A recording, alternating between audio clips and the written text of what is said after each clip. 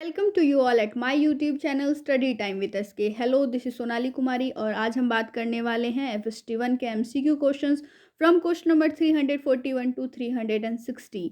ये space special part 2 है। पिछला वीडियो जो था वो स्पेस स्पेशल पार्ट 1 था, जहाँ पर आपने बहुत सारे इंपॉर्टेंट एंड इंटरेस्टिंग क्वेश्चंस देखे थे स्पेस से रिलेटेड। आज पार्ट 2 है और अगर आपने 340 क्वेश्चंस अभी तक नहीं देखे हैं हमारे, तो आप हमारे चैनल के प्लेलिस्ट सेक्शन में जाकर के FST1 के MCQ का एक प्लेलिस्ट सेक्शन है, वहाँ पर आप देख सकते हैं उन सभी वीडियोस को। चलिए स्टार्ट करते हैं आज का क्वेश्चन। क्वेश्चन नंबर 341 है, which does not generate there on light. इनमें से वो कौन है जो अपनी लाइट जनरेट नहीं करते हैं। आपके पास ऑप्शंस हैं, A planet, B star, C sun and D is all of these. और इसके लिए जो करेक्ट आंसर होगा वो हो जाएगा ऑप्शन ए प्लैनेट। प्लैनेट कभी भी अपनी लाइट जनरेट नहीं करते हैं, बल्कि सन से आने वाली लाइट, जो भी लाइट इनके ऊपर सन के थ्रू पड़ती है, उसे ये रिफ्लेक्ट करते हैं और फिर ये साइन करते हैं। Question number 342, which planet reflects less light. इनमें से वो कौन सा प्लैनेट है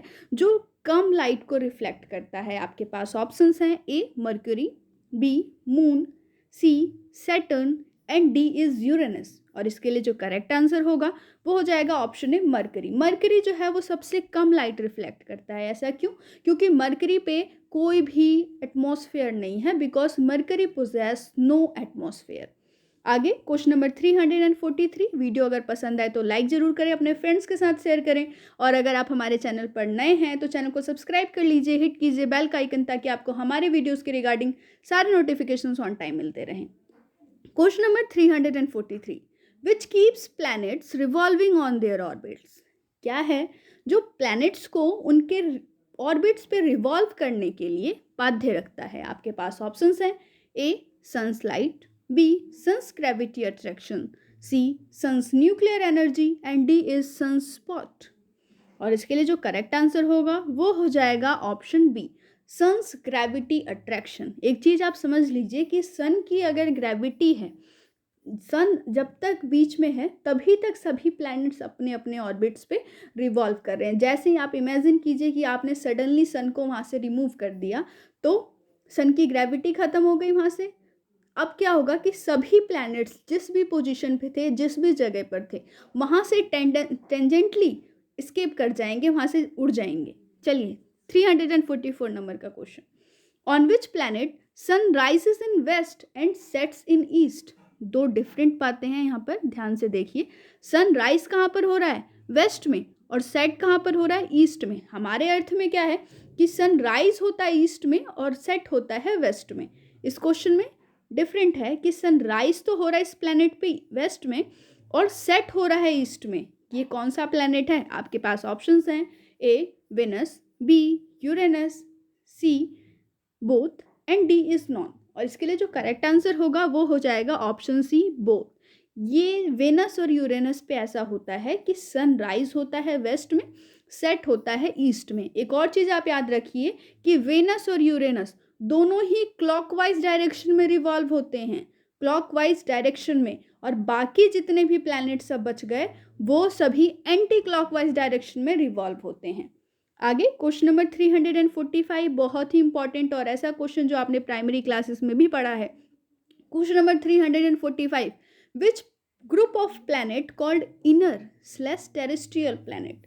टेरेस्ट्रियल का मतलब होता है अर्थ लाइक। इस चीज़ को याद रखिएगा, कहीं भी आपके पास टेरेस्ट्रियल वर्ड आता है तो इसका मतलब अर्थ लाइक हो जाता है। चलिए आप बताइए इनमें से वो कौन सा ऑप्शन है जो इनर प्लैनेट्स का ग्रुप है। इसके लिए जो सही आंसर होगा वो हो जाएगा option B Mercury, Venus, Earth and Mars. ये चारों प्लैनेट्स को हम इनर प्लैनेट्स कहते हैं, ठीक है। और इन्हें हम टेरेस्ट्रियल प्लैनेट भी कहते हैं, यानी कि ये संरचना में कंस्टिट्यूएंट्स जो हैं इनके वो अर्थ की तरह ही हैं। आगे question number 346, inner planets consist of. Inner planets के कंस्टिट्यूएंट्स भी कह सकते हैं और कंसिस्ट भी कह सकते हैं।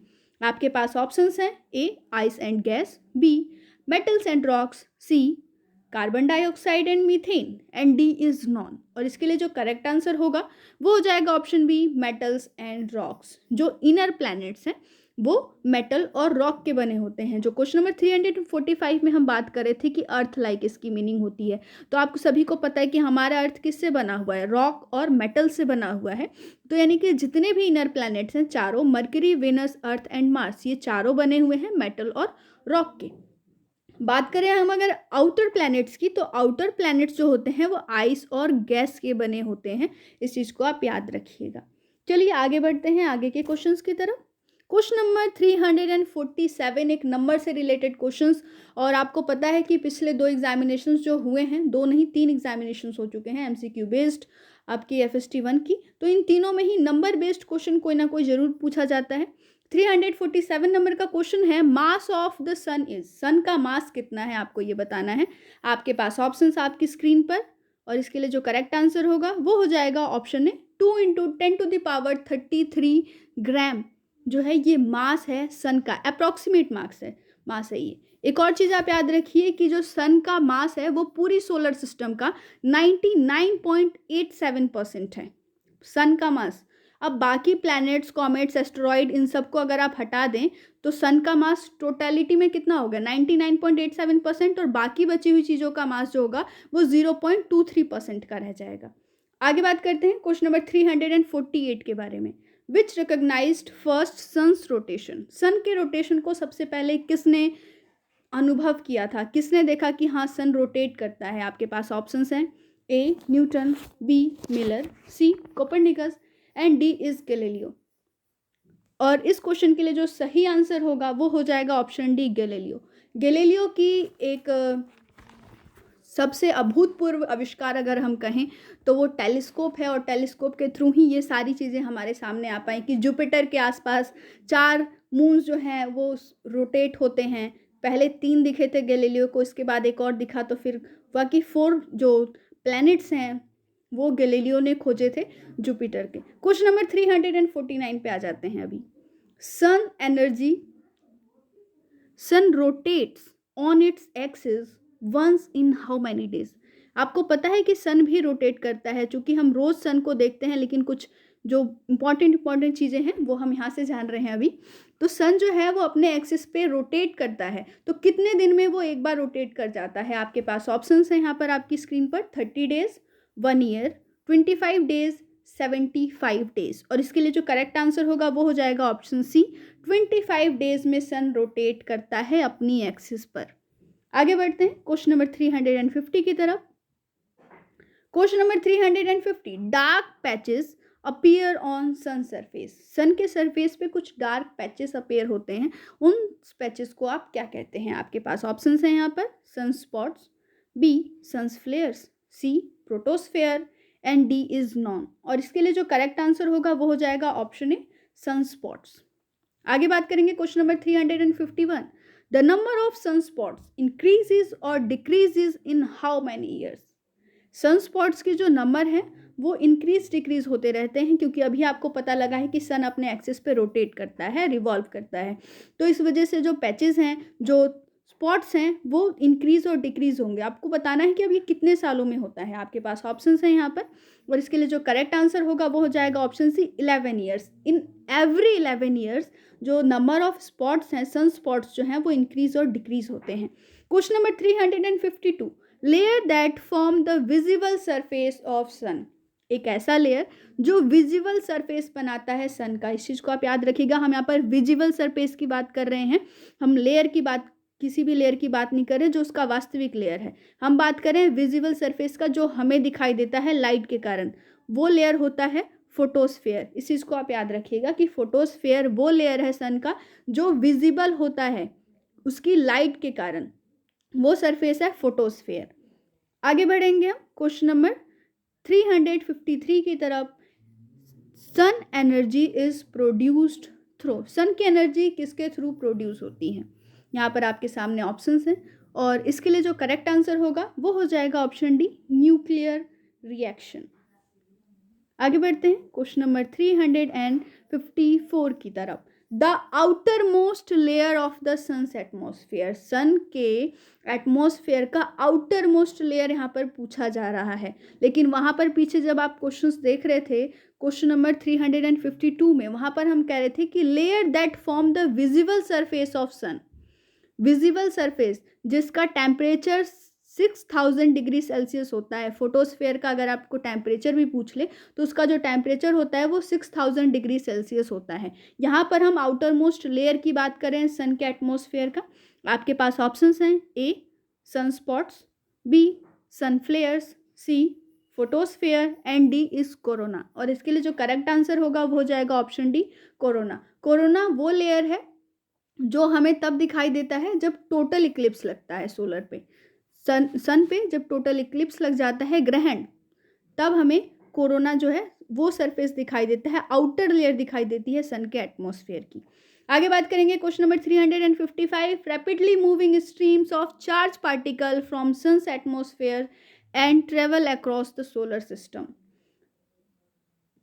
चार्ज पार्टिकल का एक स्ट्रीम जो मूव कर रहा है सन के एटमॉस्फेयर से होते हुए पूरे सोलर सिस्टम में, इसे आप क्या कहेंगे? यहाँ पर आपके पास ऑप्शंस हैं और इसके लिए जो करेक्ट आंसर होगा वो हो जाएगा ऑप्शन है सोलर विंड।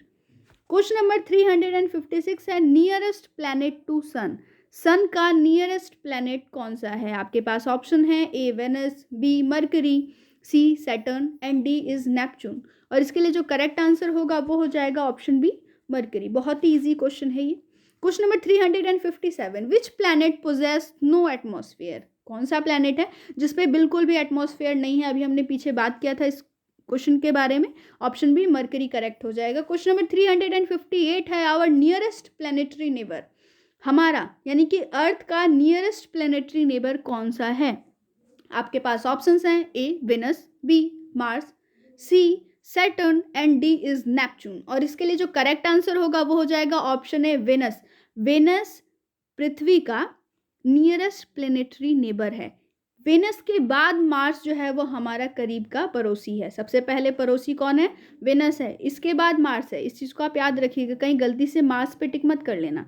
आगे बात करते हैं क्वेश्चन नंबर 359 की, और आई होप कि आपको वीडियो अच्छा लगा हो। Third brightest object in the sky, तीसरी ब्राइटेस्ट ऑब्जेक्ट क्या है स्काई के अंदर, ये आपको बताना है आफ्टर सन एंड मून। यहाँ पर आपके पास ऑप्शन सब बच जाते हैं वेनस और मरकरी का, जो ऑप्शन सी एंड डी है। और इसके लिए जो करेक्ट आंसर होगा वो हो जाएगा ऑप्शन सी वेनस। आगे बात करते हैं क्वेश्चन नंबर 360, आज के वीडियो का लास्ट क्वेश्चन है, how many natural satellites Mars possess करता है मार्स, कितने नेचुरल सैटेलाइट्स को? आपके पास यहाँ पर ऑप्शंस हैं और इसके लिए जो करेक्ट आंसर होगा वो हो जाएगा ऑप्शन डी 2।